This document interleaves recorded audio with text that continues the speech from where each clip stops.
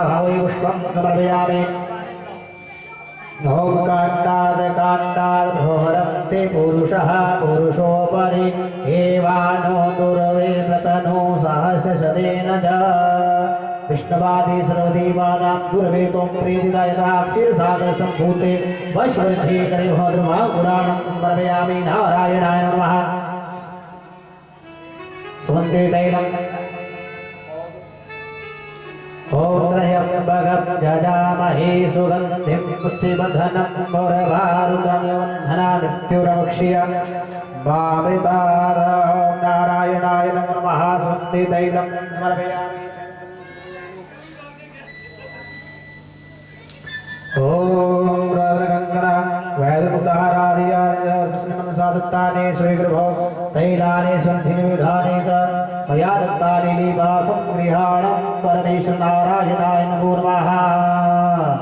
स्वामी ओम रुद्रगङ्गना वैदमुदारादिकानि सन्धिनिविधानि श्रीविश्वभोः आभूषणं च समर्पयामि। नारायणाय नमः। धूपं च दीपं च ॐ ब्राह्मणो वसपुखमासीदबाहुराजन्यकृतः गुरु तदस्य यदस्य पद्भ्यां शूद्रो अजायत। नारायणाय नमः। चन्द्रमा मनसो जातचक्षुः सूर्यो अजायत शूद्राद्वायुश्च प्राणश्च गुहादवीर्यजायत। नारायणाय नमो नमः।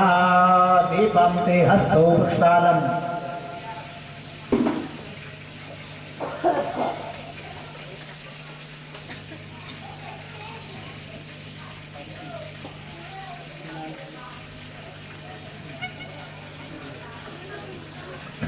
ओम नाभ्यासितन्तरिक्षगोपशिष्ण्योद्यौः समवर्तत पदभ्यां भूमिर्दिशः श्रोत्रा तथा लोकान् कल्पयन्।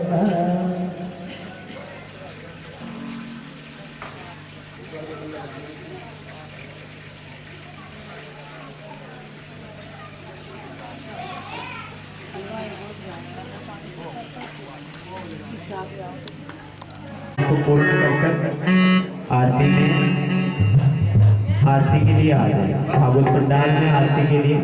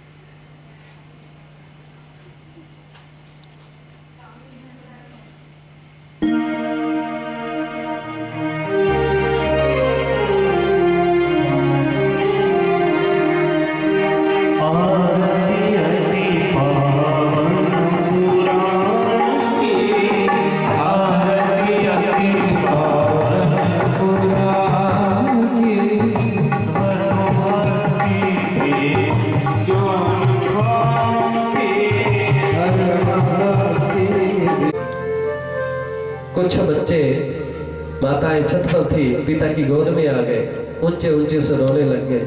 अपनी भाषा में ऐसा कह लो, बच्चा मां दे भलेखे प्यो दी गोदी बह गया, बच्चा मां दे भलेखे प्यो दी गोदी बह गया, मैनू दुध नहीं पिलांदी कह के रोन बह गया। क्यों? आज मेरे कन्हैया ने मनोहर बांसुरी बजाई है। दूध पिताजी के पास थोड़ा भी मिलना था, वो तो माता के पास ही मिलना था। सारी की सारी ब्रज की भोली भाली ब्रजांगनाएं अपने अपने घरों से निकल करके सीधे वृंदावन चली गई, सीधी वृंदावन चली आई। अलक्षित होती माँ, किसी को अपना लक्ष्य नहीं बता रही है। बंसी बाजी शाम की सुनी तीन तरलोक, जिन्होंने बंसी ना सुनी कहाँ बसे वो लोग। किस किस ने बंसी की आवाज नहीं सुनी थी? प्रिय श्रोताओं, नारद जी 14 भुवनों का चक्कर काट रहे थे। अत्रि पत्नी अनुसुईया अपने इष्ट देव परमात्मा की परम भक्ता थी। आज महर्षि अत्रि और अनुसुईया के घर में कोई पुत्र नहीं है, कोई पुत्री नहीं है। घोर तप करते थे कि हमारे घर में भी कोई पुत्र हो जाए, कोई पुत्र हो जाए, कोई पुत्र हो जाए। नारद जी टहलते टहलते माता अनुसुईया के द्वार पर आए, और जैसे ही माता अनुसुईया के द्वार पर आए सजनों, माता अनुसुईया ने नारद जी का बहुत सम्मान किया, बहुत आदर सत्कार किया। इतना ज्यादा आदर सत्कार किया, नारद जी गदगद हो गए, प्रसन्न हो गए। जब गदगद हो गए तो टहलते टहलते 14 भुवनों का चक्कर काट रहे थे नारद जी। हाथ में वीणा लेकर के नारायण नारायण नारायण बोलते थे। सीधे ब्रह्मा जी के पास चले गए। जब ब्रह्मा जी के पास गए तो ब्रह्मा जी को प्रणाम किया। प्रणाम करने के बाद माता सरस्वती जी को प्रणाम किया। माता सरस्वती जी को प्रणाम करने के बाद नारद जी कहते हैं, सुनो माता, यदि कोई मृत्यु लोक में सती सावित्री है, यदि कोई मृत्यु लोक में सती सावित्री औरत है तो माता अनुसुईया है। अनुसुईया बहुत बड़ी तपस्विनी है। माता सरस्वती जी को इस बात पे गुस्सा आ गया। बड़ी आई वो सती सावित्री है, हम कौन किसी से कम है? हम कौन सी कम है? इतनी बात बोल करके नारद जी वहां से निकले, भोले बाबा के कैलाश पर्वत पर चले गए। जब कैलाश पर्वत पर गए, वहां जाकर के भोले बाबा को प्रणाम किया, माता गौरा को प्रणाम किया, पार्वती अम्बा को प्रणाम किया। प्रणाम करने के बाद माता गौरा से कहने लगे, हे माँ, अगर मृत्यु लोक में कोई सती सावित्री औरत है तो वो अनुसुईया है। अनुसुईया। माता पार्वती जी को भी गुस्सा आ गया। अगर कई बार कोई लोग बोलते हैं कि फलाना व्यक्ति बहुत अच्छा है, अगर उससे प्रशंसा नहीं सुनी गई तो वो जरूर बोलेगा हमारे पीछे कौन सी पुलिस लगी हुई है जो वो बड़ा अच्छा है। अनुसुईया क्या ज्यादा अच्छी है? हम कौन से कम है? माता पार्वती जी को भी गुस्सा आ गया और वहां से निकले नारद जी, सीधे वैकुंठ धाम चले गए। वैकुंठ धाम में माता लक्ष्मी भगवान विष्णु जी के चरणों की सेवा कर रही थी। माता लक्ष्मी भगवान विष्णु जी के चरणों की सेवा कर रही थी। जितने भी भगवान विष्णु के चरणों में लोग माथा रगड़ते हैं, अपना पाप भगवान के चरणों में छोड़ देते हैं, माता लक्ष्मी ज्वाला स्वरूप के जैसे हाथ भगवान के चरणों में लगते हैं, उसके सारे के सारे पाप नष्ट एकदम जल जाते हैं। भगवान के चरण चिन्ह कोमल हो जाते हैं, कोमल हो जाते हैं। भगवान विष्णु जी को प्रणाम किया। भगवान विष्णु जी को प्रणाम करने के बाद माता लक्ष्मी जी को प्रणाम किया नारद जी ने। प्रणाम करने के बाद कहने लगे, हे माता लक्ष्मी, अगर संसार में कोई सती सावित्री औरत है तो वो अनुसुईया है। अनुसुईया, अत्रि पत्नी अनुसुईया अपने पति को भगवान की तरह मानती थी और अपने इष्ट देव परमात्मा का नित्य प्रति भजन करती थी, पूजा पाठ करती थी। आज माता लक्ष्मी जी को, माता पार्वती जी को, माता सरस्वती जी को गुस्सा आ गया, तीनों देवियों को।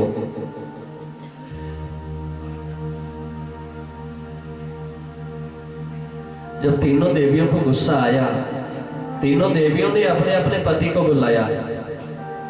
तीनों देवियों ने अपने अपने पति को बुलाया, कहने लगे स्वामी आप एक काम करो, तीनों जाओ और माता अनुसुईया का सत तोड़ो जा करके। क्या करो? माता अनुसुईया का सत तोड़ दो, तब हम मानेंगे कि वो बड़ी बनती है सती सावित्री अपने आप को। तीनों देवियों ने लोहे के चने दे दिए, भगवान विष्णु जी के हाथ में माता लक्ष्मी ने, भोले बाबा के हाथ में पार्वती अम्बा ने और ब्रह्मा जी के हाथ में सरस्वती जी ने लोहे के चने दे दिए। जाओ जा करके उस सती सावित्री को बोलना अनुसुईया को कि इन्हें चनों को भून करके तवे के ऊपर अच्छी तरह से भून करके कुंडी में रगड़ करके हमें खिलाना, तब मैं मानूंगी वो बड़ी सती सावित्री बनती है अपने आप को। तीनों देवता अब क्या करें भाई, अपनी पत्नी का कहना तो मानना ही पड़ता है। घर में रोटी खानी है तो कहना मानना पड़ेगा, नहीं खानी है तो राधे राधे बनती रहेगी। तीनों देवता ब्रह्मा विष्णु महेश आज महात्माओं का रूप बना करके गए, माता अनुसुईया के द्वार पर अलख जगाई, भिक्षाम देहि, भिक्षाम देहि। जैसे भिक्षाम देहि बोला, अत्रि महर्षि बाहर भिक्षा के लिए गए हुए थे। बाहर पहले के ब्राह्मण 4 घरों में भिक्षा मांगते थे, इससे ज्यादा भिक्षा नहीं मांगते थे। मिल गया तो ठीक है, नहीं मिला तो भी ठीक है, नहीं जाते थे। अब तो जो हो रहा है, जय श्री राधे, बड़ा मुश्किल है बखान करना बोलना। एकदम